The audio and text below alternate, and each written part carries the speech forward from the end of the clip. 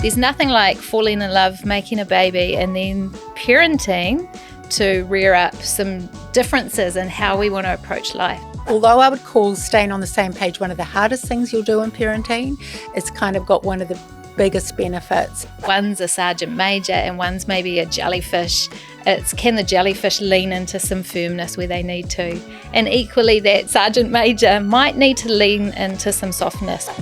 Kia ora and welcome to Parents We've Met. We are officially in season 3 and there's going to be the same good stuff. We're going to be talking with well-known parents about their parenting journey. We're going to have experts popping in with some great tools and looking at some big subjects.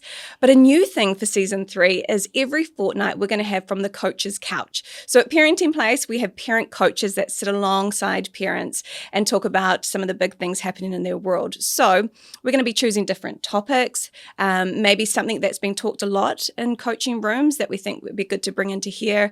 Maybe, it's a new year, new schools, different events are happening in the media. This is where we're going to unpack them. So today we're kicking it off with our first one. I've got my lovely co-host who is a senior parent coach and author.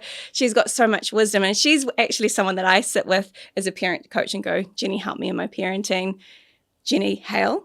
And also, we've got 2 for the price of 1. We have got the lovely Sheridan Eketone, who helps parents across Aotearoa with practical tips. Double trouble. Yeah, double trouble. So our first topic, I thought it'd be really cool to talk about parenting on the same page, because I know this comes up a lot in coaching. So often parents really struggle with this one. They want to stay team and united and find themselves starting off well and then sort of fighting each other and, the team thing falls apart. And it gets complicated because you've got parenting in the same home and then you've got different homes, you've got solo parents. So there's so much that it brings to the table. But I think a good place to start, Sheridan, what is parenting on the same page? Well, I think it is kind of that united front that our kids know, no matter whether they come to mum or dad or whoever's in the parenting role, that we will have the same message. And I think, Dayna, that is actually harder to do than you would think. Because we come to parenting with our own journey, our own family of origin, how we were parented ourselves. And so there's nothing like falling in love, making a baby, and then parenting to rear up some differences in how we want to approach life. And sometimes too, families are all different. Sometimes there's not even the falling in love. It's just, the baby comes and then it's like, let's get to know each other a little bit more. So there's many different layers. It sounds all good and well, being on the same page. You said that, being parented different, that can really play into it. Does parenting styles also affect it a lot? You guys are giving each other looks. Just having that look, hey, because in coaching we often will have 2 parents who come into the room and they are just parenting in really different ways.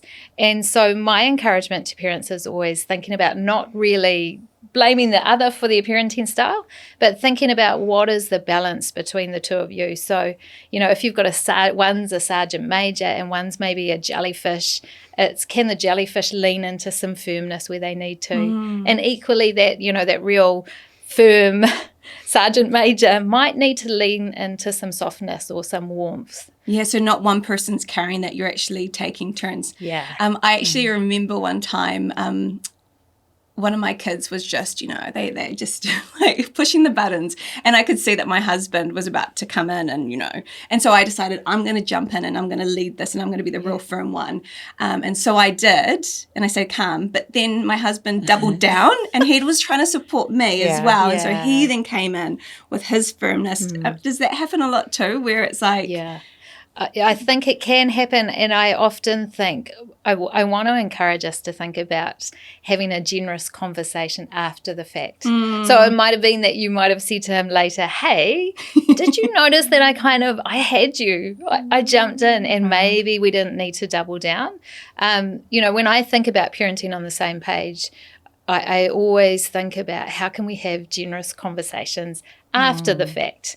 Jenny and I often talk about strike when the iron is cold. So in the heat of the moment where we are maybe operating in a way that we want to talk about later is not the time to talk about it. But when things have simmered down, just being able to say, hey, I wonder about this afternoon.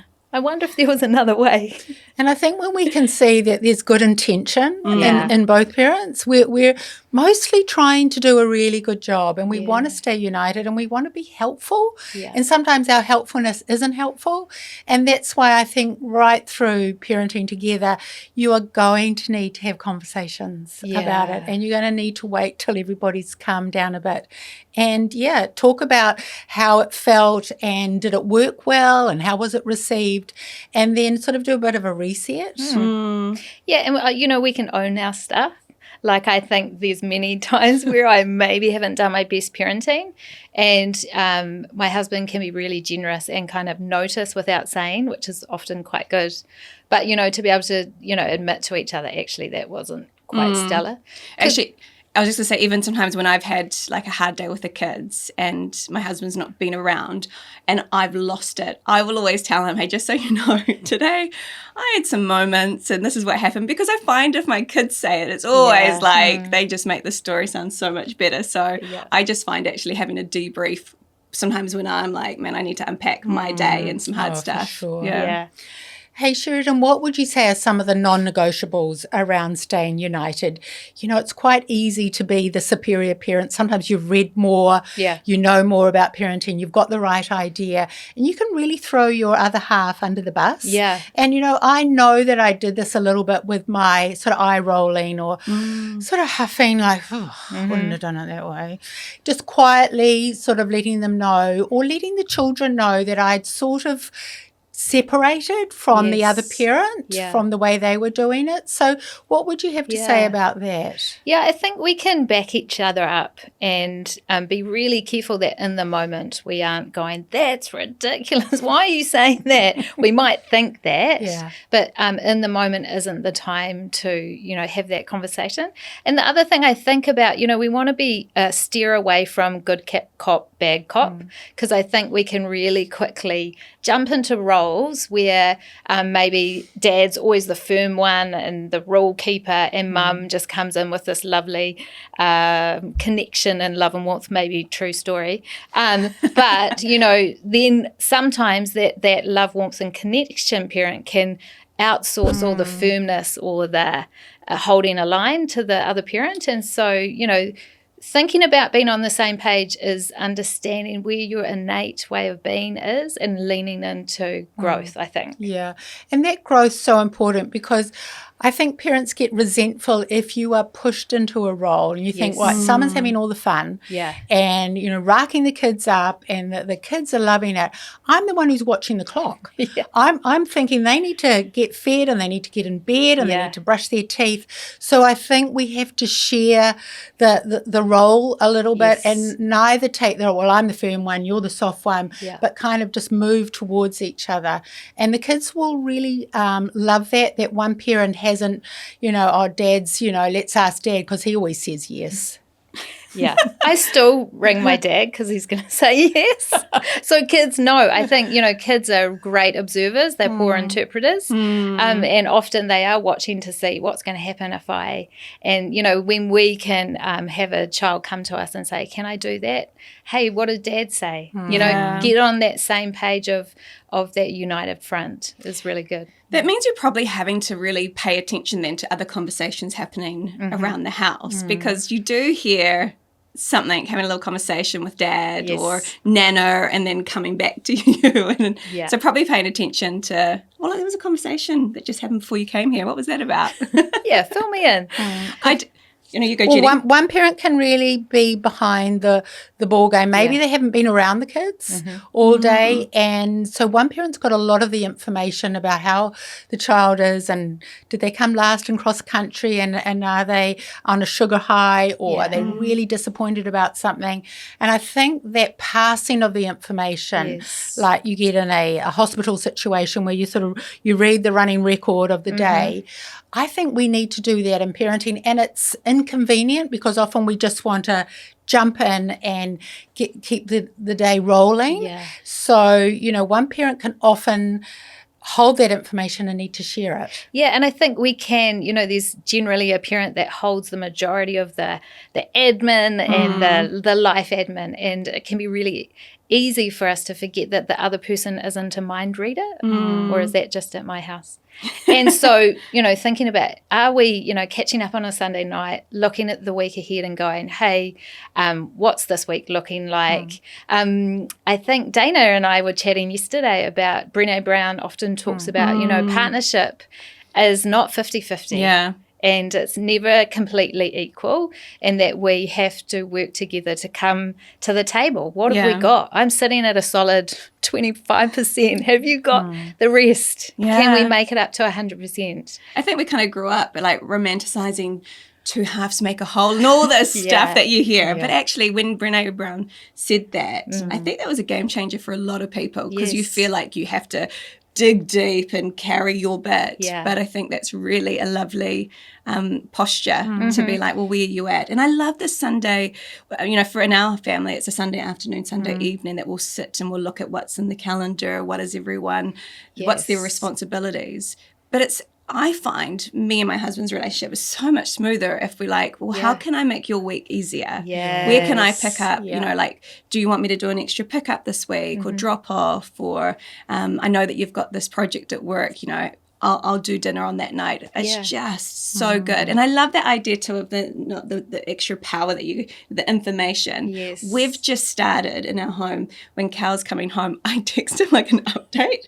I'll be like, cool. if it's me, like, I'm so tired, I'm feeling a little bit grumps, just giving you a warning, Or I'll be like, hey, just so you know, I caught up with one of the teachers and there was a little bit of a disagreement in the class today. So, there's a little bit of some fragile feelings, or so let's debrief before. Just so that, it's like you come home and you open the door and you're like, what am I walking into? So that's a little different to me wanting to throw the 4 children at my husband back in the day, because he would walk through the door and I would be like, at my limit.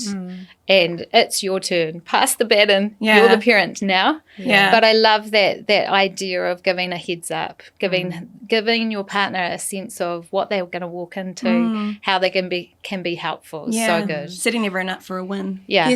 There's a great question that I heard years ago that you could ask if you were the parent walking in, and you might take on that, oh, I know what needs to happen, the kids need to pack up or something like that, but actually asking, what could I do here to help? Oh, I love that. And that could save a lot of stress and angst, because in our helpfulness, we sometimes choose the wrong thing to do. Yeah, and it comes back to the holding the space for all the things. Often if we don't ask, we don't actually know what is helpful. And sometimes the helpfulness is not so helpful too. Let's talk about that, when the helpfulness is, because we're human, we're gonna disagree with each other. And I'm curious, because there's a lot of different thoughts around disagreements in front of the children. So when do we actually walk it through and do that in front of the kids? And when do we actually press pause maybe and take it somewhere else? Yeah.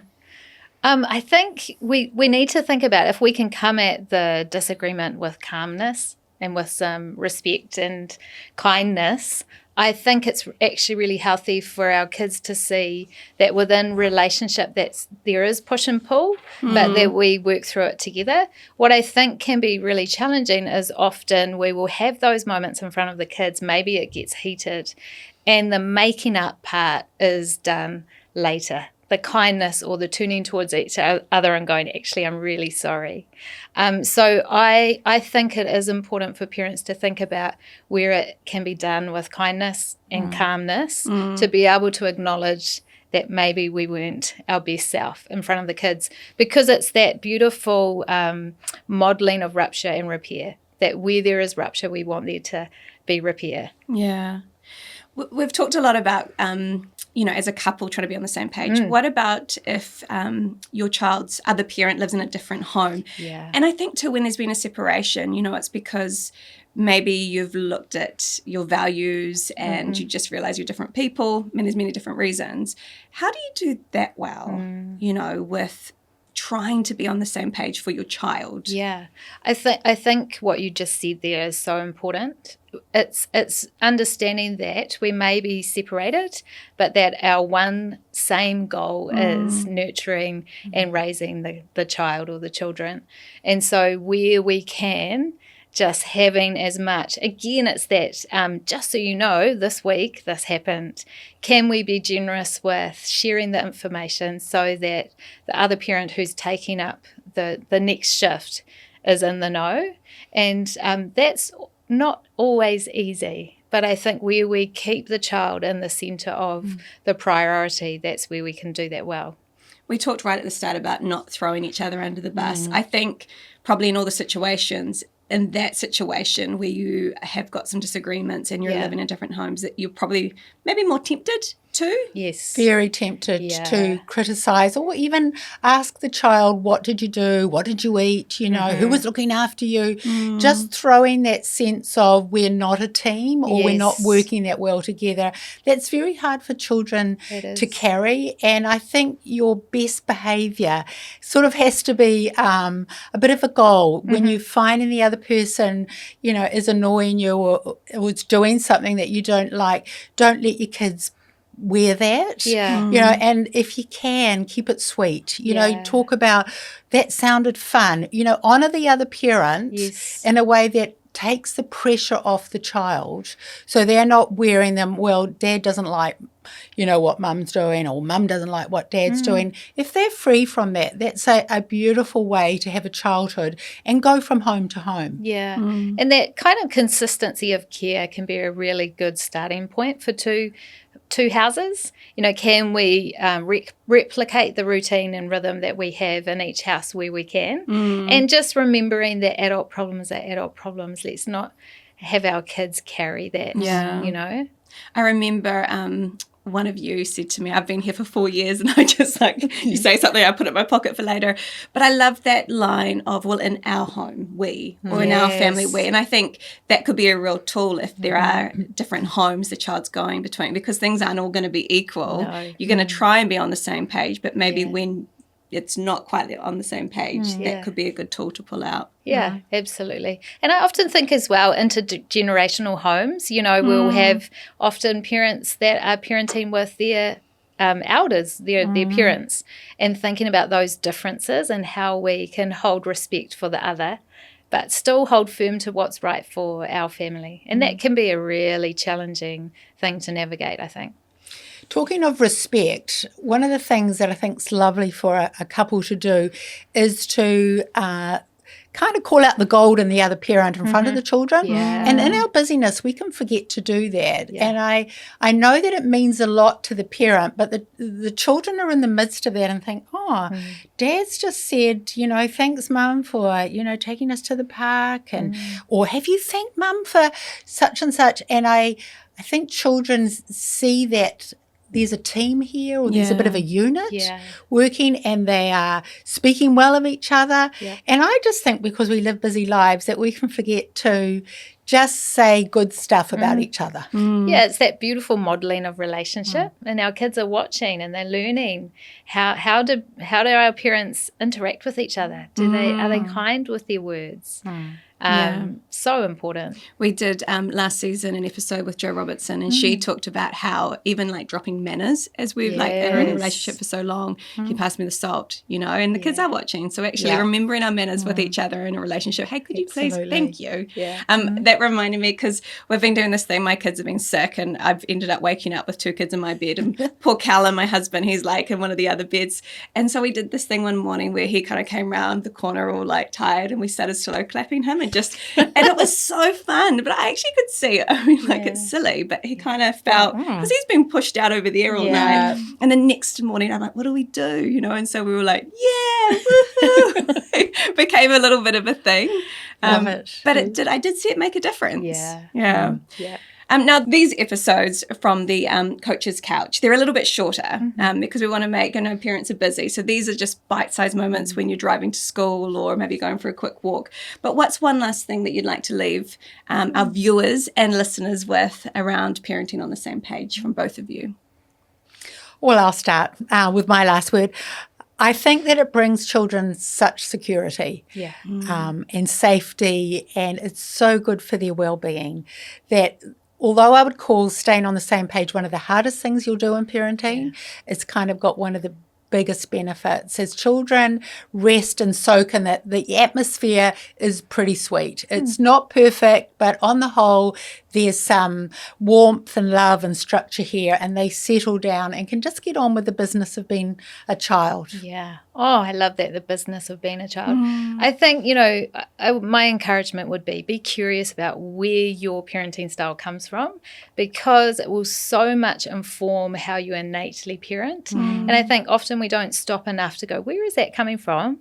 And then think about, what do I want to move forward with for my kids? And how can we do that together? And that's that beautiful idea of, can we be generous about holding space for each other when maybe we don't agree with each other? So important. But the first thing is that reflection, and then those beautiful conversations of, man, what do we want to pull forward for our kids, and what could we leave behind? What's not working for us? I got teary just hearing that, because I think too, I grew up in two homes, and I think, gosh, even though you're in two homes, that common goal, that letting kids, the business of being kids, it's something that we're not going to always get right. Parenting, there's no such thing as perfect parenting, but what a beautiful thing to aim for. Now, this has been almost like a test for a moment. We do have parent coaches at Parenting Place, and it's pretty much like this for an hour, that you get to sit either with Kristen Ward, Sheridan Eketone, or Jenny Howell, and maybe you are finding that you're parenting, you're on different books. Maybe you're on slightly ahead or behind. If you would like to sit maybe with this topic, or maybe something else is happening in your world that you'd like a little bit more practical tools or insights in, we would love to help you. When I say we, they would. So get in touch, parentingplace.nz. You can find out more.